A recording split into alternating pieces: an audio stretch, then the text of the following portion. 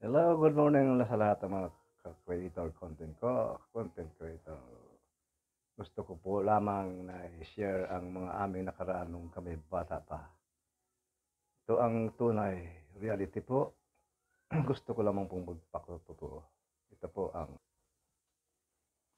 noong araw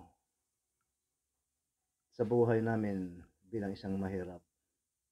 May mga alaga kaming manok. Ibibinta namin ang manok upang ipagpalit namin o bibili kami ng sardinas. Napakasarap para sa amin ang sardinas. Kami nasa bundok ang aming bahay. Sagulan lang ito ng udong sa bawan.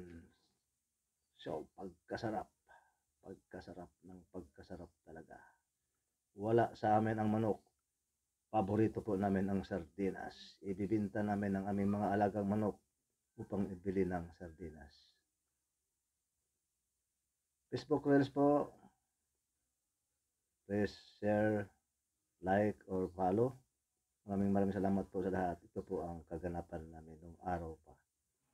At talaga namang hindi ko makakalimutan ang mga nangyayari noon o mga kaganapan noon. Di katulad ngayon, halos lahat ng bahay, halos lahat ng pamilya sa loob ng bahay ay may mga gadget na kumpleto. Lalong-lalo na po ang cellphone. Yes, yan po ang ating kaganapan noon at ngayon. Maraming salamat po sa lahat ng aking mga ka-good vibe. Welcome po and God bless po sa lahat. Tuloy lang po ang laban.